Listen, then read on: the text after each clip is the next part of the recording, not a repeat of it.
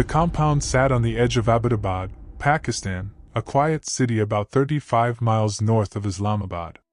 From the outside, it looked unremarkable. High walls. Barbed wire. No phone lines. No internet connection. The residents burned their trash instead of putting it out for collection. But to CIA analysts who had been studying it for months, every detail screamed one thing: someone inside was hiding. It was 2011, nearly 10 years after the September 11th attacks. The largest manhunt in history had tracked Osama bin Laden across Afghanistan, through the mountains of Tora Bora, and then into silence. He had vanished so completely that some intelligence officials believed he might be dead. They were wrong. This is the story of how the CIA found the world's most wanted terrorist. Not through dramatic raids or lucky breaks, but through patient, methodical intelligence work that took nearly a decade. A hunt that began with a single nickname, led through secret prisons and intercepted phone calls, and ended with Navy SEALs descending on a compound in the middle of Pakistan. The story doesn't begin in 2011. It begins on September 11, 2001. When the Twin Towers fell, when the Pentagon burned, when Flight 93 crashed into a Pennsylvania field, the United States had only limited intelligence on who Osama bin Laden actually was. The CIA knew he had founded Al-Qaeda. They knew he was based in Afghanistan under Taliban protection.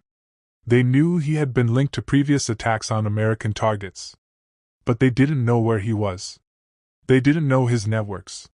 And they didn't know how to find him. Within weeks, the U.S. military invaded Afghanistan. The goal was to destroy Al-Qaeda, remove the Taliban from power, and capture or kill bin Laden. By December 2001, American and Afghan forces had bin Laden cornered in the Tora Bora cave complex in eastern Afghanistan, pressed against the Pakistani border. But he escaped.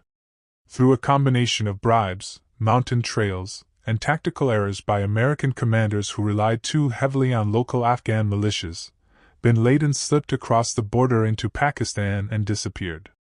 For the next 3 years, there was nothing. No confirmed sightings. No communications intercepts. No reliable intelligence. He released occasional audio and video messages, but they were delivered through intermediaries and revealed nothing about his location. The CIA needed a new approach. They couldn't find bin Laden directly, so they decided to find the people around him. His couriers. The trusted men who moved messages between bin Laden and the rest of Al-Qaeda. Intelligence officials believed that bin Laden, paranoid about electronic surveillance, had cut himself off from phones, computers, and the internet entirely. If he wanted to communicate, he would need couriers. Physical messengers who could be trusted absolutely. Find the courier, the theory went, and you find bin Laden. The breakthrough came from an unlikely source: detainees held in CIA black sites, secret prisons where suspected terrorists were interrogated using methods that would later become intensely controversial. In 2003, Khalid Sheikh Mohammed, the mastermind of the September 11th attacks, was captured in Pakistan. Under interrogation, he mentioned a courier who worked for bin Laden. He wouldn't give a real name, only a nickname, Abu Ahmed al-Kuwaiti. Qasem, as he was known in intelligence circles, insisted this courier was unimportant, just a low-level facilitator. But CIA analysts noticed something: he was trying too hard to downplay the man's significance. In intelligence work, what people desperately try to hide is often exactly what you need to know. Other detainees, when asked about Abu Ahmed al-Kuwaiti, gave similar responses. Some denied knowing him. Others admitted knowing him but claimed he had retired, that he was no longer active. The consistency of the denials suggested coordination, as if Al-Qaeda had instructed its members to protect this courier at all costs. The CIA became convinced Abu Ahmed al-Kuwaiti was important. He was the key to finding bin Laden. But knowing a nickname didn't help if you didn't know the actual person. The CIA spent years trying to identify him. They analyzed thousands of communications intercepts. They tracked associates of known Al-Qaeda members. They followed financial transactions. They built networks of informants across Pakistan and Afghanistan. Nothing worked. Abu Ahmed al-Kuwaiti remained a ghost. Then in 2007, another detainee provided a real name. Not the courier's name, but the name of his brother. That was enough. The CIA tracked the brother, and through him, identified Abu Ahmed al-Kuwaiti's real identity, Ibrahim Saeed Ahmed. Now they had a name. But they still didn't have a location. Tracking someone in Pakistan who knows they're being hunted is extraordinarily difficult. Pakistan is a country of over 180 million people. Its tribal areas along the Afghan border are largely ungoverned. Its intelligence service, the ISI, has complicated relationships with militant groups, protecting some while pursuing others. The CIA couldn't simply ask Pakistan for help. Too many ISI officers had ties to militant groups. If word got out that the Americans were tracking a specific courier, that courier would disappear, and the trail to bin Laden would go cold. So the CIA tracked Ibrahim Saeed Ahmed alone, using signals intelligence and surveillance assets. For years, there was nothing. He was either inactive or extraordinarily careful. No phone calls. No internet use. No financial transactions that could be traced. Then, in August 2010, Ibrahim made a phone call. It was brief, careful, and made from a location far from where he actually lived. But NSA intercepts caught it. The call was traced to a region in northern Pakistan. CIA analysts cross-referenced it with other intelligence and identified a possible area. Then Ibrahim made another call. Then another. Each one gave analysts a slightly better idea of his general location. Not his exact address, but a region. A city. Abbottabad. The city surprised them. Abbottabad wasn't a remote mountain village.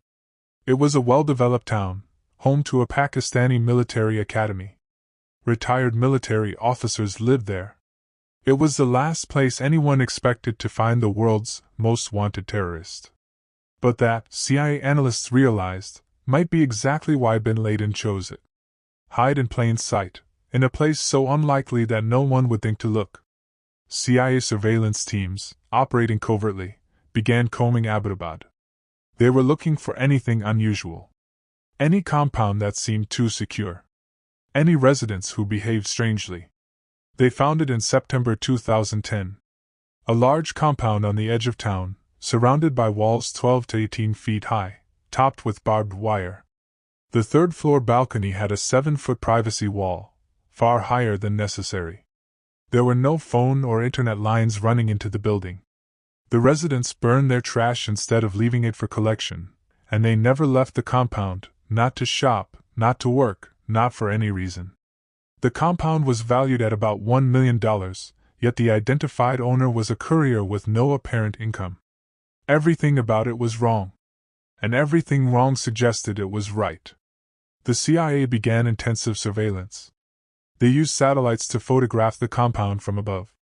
They rented a nearby house and observed through cameras and telescopes. They tracked everyone who entered and exited, which was almost no one. The surveillance revealed a pattern. 2 families lived in the compound, Ibrahim's family on the ground floor, and another family on the upper floors. This second family was never seen. They exercised in the courtyard at times when they couldn't be observed from outside. When they needed to hang laundry, they hung it where satellites couldn't see it. CIA analysts called this family the Pacer. One individual in particular, a tall man, walked in circles in the courtyard for hours each day. He never left the compound. He was always careful to stay out of sight from outside observers. The CIA couldn't get a photograph of his face. Satellites could see him from above, but not at an angle that showed facial features. Surveillance from the rented house had limited lines of sight because of the compound's walls. But the circumstantial evidence was compelling. The Pacer was tall, and bin Laden was tall. The Pacer was the right age. He lived in isolation. He never used phones or internet. He had a courier with known Al-Qaeda connections providing for him. By early 2011, CIA analysts were confident Osama bin Laden was inside that compound. But confidence isn't certainty. And the decision to act on this intelligence would be one of the most consequential of President Barack Obama's presidency. In March 2011, CIA Director Leon Panetta briefed President Obama on the compound in Abbottabad. The CIA believed there was a high probability that Osama bin Laden was inside. But they couldn't be certain. They had never seen his face. They had no definitive proof. Obama faced a decision. Authorize a military operation inside Pakistan, a nuclear-armed country and nominal American ally, to raid a compound that might not even contain the target. If bin Laden was there and the mission succeeded, it would be a historic victory. If he wasn't there, or if the mission failed, it could be a political and diplomatic catastrophe. Obama asked his advisors for their opinions. Estimates of the probability that bin Laden was in the compound range from 30% to 95%. Some officials urged caution. Others argued for action. Several options were considered. The first was a drone strike. Simply destroy the compound with missiles fired from unmanned aircraft. This had the advantage of minimal American risk. But it had major disadvantages. They wouldn't know for certain if bin Laden had been killed, and a missile strike would destroy any intelligence materials inside the compound. Plus, the compound was in a residential area.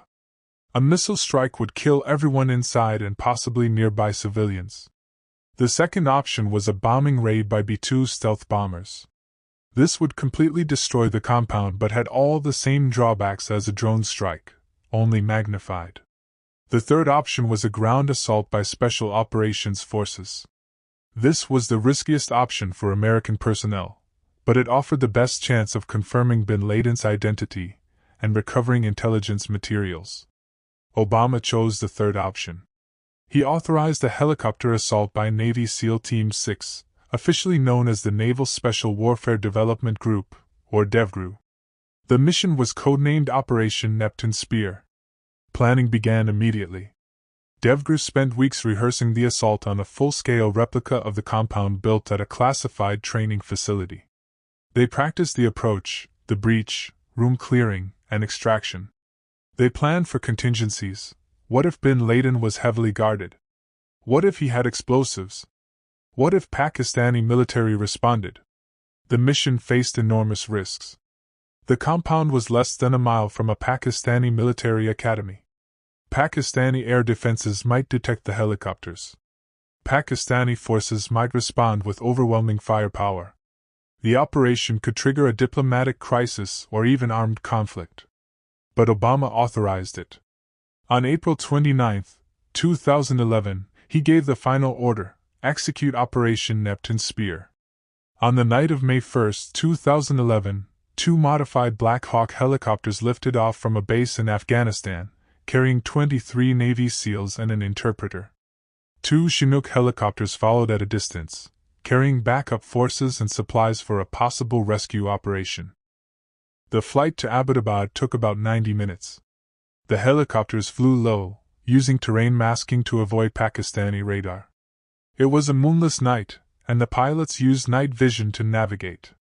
Back in Washington, President Obama and his national security team gathered in the White House Situation Room to monitor the mission in real time through video feeds and communications with the assault force. The tension was unbearable.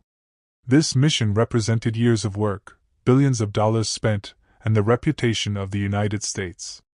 If it succeeded, it would be one of the greatest intelligence and military achievements in American history. If it failed, it could be a disaster on multiple levels. At approximately 1 a.m. local time, the helicopters approached the compound. The plan called for one helicopter to hover over the compound while SEALs fast roped down into the courtyard. The second helicopter would drop SEALs outside the compound walls to secure the perimeter. But something went wrong immediately. The first helicopter, attempting to hover, encountered unexpected aerodynamic conditions. The compound's high walls created a vortex that disrupted the rotor airflow. The pilot lost control, and the helicopter crashed into the compound's courtyard. It wasn't a catastrophic crash. The helicopter's tail hit the wall, and the aircraft settled hard onto the ground. No one was seriously injured. But the element of surprise was lost, and the mission had already deviated from the plan. The SEALs reacted instantly. They had trained for contingencies. Within seconds they were out of the downed helicopter and moving toward the main building. The second helicopter, seeing the crash, altered its approach and landed outside the compound walls instead of hovering. The assault team breached the compound's main door using explosives and entered the building. They began clearing rooms, moving methodically from ground floor to upper floors. The compound's residents were awakened by the crash and the explosions. On the ground floor, Ibrahim Saeed Ahmed, the courier, emerged from his bedroom with a weapon. He was shot and killed immediately. His wife was shot in the leg during the exchange. The SEALs moved to the second floor, where they encountered Ibrahim's brother, also armed. He was killed as well. Then the SEALs advanced to the third floor, the section of the compound where the pacer lived. At the top of the stairs, a figure appeared in a doorway. The SEALs fired, hitting him multiple times. The man fell. One of the SEALs approached and illuminated the man's face with a flashlight. Even before any formal identification, the SEAL recognized him from photographs studied during mission preparation. It was Osama bin Laden. The entire assault, from helicopter crash to bin Laden's death, had taken less than 15 minutes. The SEALs secured the third floor and confirmed bin Laden was dead. They photographed his body and took DNA samples. They gathered everyone else in the compound, bin Laden's wives, his children, and the courier's family, and secured them in a room where they could be monitored but wouldn't interfere. Then the SEALs began the intelligence collection. They gathered every document, every computer, every hard drive, every USB stick, every piece of paper with writing on it. Bin Laden had been living without internet, but he had accumulated massive amounts of information, strategic plans, correspondence with other al-Qaeda leaders, details of planned attacks. It was the largest intelligence haul from a single raid in CIA history. Meanwhile, Pakistani authorities had finally responded. The helicopters had been detected. Pakistani military jets were scrambling. Local police and military units were heading toward the compound. The SEAL team had to leave immediately. They loaded bin Laden's body and all the intelligence materials onto the remaining operational helicopter and the Chinooks that had been waiting outside Abbottabad. The downed helicopter was rigged with explosives and destroyed to prevent Pakistan or anyone else from recovering its classified technology. 25 minutes after arriving, the assault force lifted off and flew back toward Afghanistan. Pakistani jets pursued but never located the helicopters in the darkness. Back in Washington, President Obama received word that the mission was successful. The phrase used was, Geronimo Eki, Geronimo, bin Laden's mission code name, enemy killed in action. The SEALs flew to a U.S. base in Afghanistan, where bin Laden's identity was conclusively confirmed through facial recognition and DNA analysis matched against samples from his deceased sister. There was no doubt Osama bin Laden, the man who had orchestrated the September 11th attacks and eluded capture for nearly 10 years, was dead. His body was washed according to Islamic tradition, wrapped in a white sheet, placed in a weighted bag, and buried at sea from the aircraft carrier USS Carl Vinson. The sea burial was chosen to prevent his grave from becoming a shrine for extremists. On May 2, 2011, President Obama addressed the nation from the White House. Tonight, I can report to the American people and to the world that the United States has conducted an operation that killed Osama bin Laden, the leader of al-Qaeda. The reaction was immediate and overwhelming. In the United States, crowds gathered outside the White House and at Ground Zero in New York, celebrating. Around the world, allies praised the operation while some critics questioned the legality of an extrajudicial killing. In Pakistan, the reaction was complicated. The government officially condemned the violation of Pakistani sovereignty, though many suspected that elements within Pakistan's military and intelligence services had been protecting bin Laden all along. The fact that he had been living in Abbottabad, so close to a military academy, raised uncomfortable questions about Pakistani complicity. But beyond the immediate reactions, Operation Neptune Spear represented something larger: validation of intelligence methods that had been controversial and questioned for years. The hunt for bin Laden had relied on interrogations of detainees held in CIA black sites. Some of those interrogations had used techniques that critics called torture. The debate over whether those interrogations had produced the crucial intelligence that led to bin Laden became intensely political. CIA officials argued that information from detainees, particularly Khalid Sheikh Mohammed, had provided the first leads on Abu Ahmed al-Kuwaiti. Critics countered that the useful information came from standard interrogation techniques, not enhanced methods. The truth, declassified records suggest, is complicated. Multiple detainees provided pieces of information over many years. Some information came from harsh interrogations. Some came from rapport building. Some came from inmates talking to each other, monitored by intelligence services. The full picture emerged from triangulating hundreds of sources. What is clear is that finding bin Laden required extraordinary patience. From the first mention of Abu Ahmed al-Kuwaiti in 2003 to the raid in 2011 was 8 years. Years of tracking a ghost, following leads that went nowhere, watching a compound for months without definitive proof. Modern intelligence work is rarely dramatic. It's analysts poring over data, watching patterns, building networks of information piece by piece. The raid itself took 40 minutes. The intelligence work that made it possible took a decade. The material recovered from the compound provided insights into Al-Qaeda's operations, its plans, and its internal communications. Analysts spent years going through the documents. They revealed that bin Laden had remained actively involved in Al-Qaeda's strategy, even while hiding. He communicated through couriers, providing guidance on attacks, managing disputes between factions, and trying to shape the organization's direction. The intelligence also revealed his frustrations. Al-Qaeda had been devastated by American drone strikes and intelligence operations. Its safe havens had been destroyed. Its leadership was constantly being killed or captured. Bin Laden's communication showed a man who understood his organization was struggling, who was isolated, and who knew he could be found at any time. In the years since the raid, questions have persisted. Did Pakistan know bin Laden was in Abbottabad?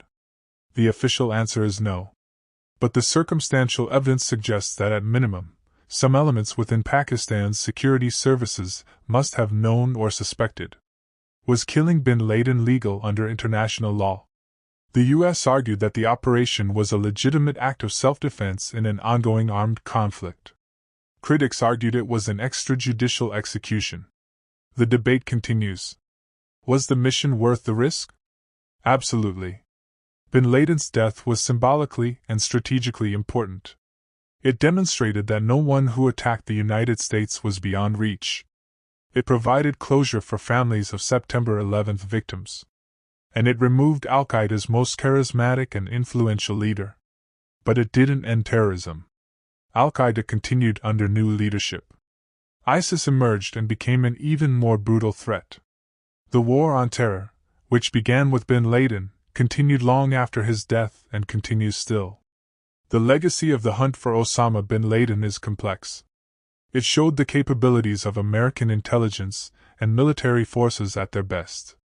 It also raised profound questions about the methods used, the costs incurred, and the consequences of those choices. The CIA officers who spent years tracking a nickname through a maze of intelligence, the analysts who painstakingly built the case that bin Laden was in Abbottabad, the SEALs who risked their lives in a foreign country, all of them were part of a mission that defined a generation. And the lesson remains: patient, methodical intelligence work, sustained over years, can achieve objectives that seem impossible. Finding one man hiding in a world of 7 billion people required dedication, resources, and time. But it could be done. And it was. For more stories of intelligence operations where patience and precision achieved what seemed impossible, subscribe to WarRoom Intel. What operation should we investigate next? Let us know in the comments.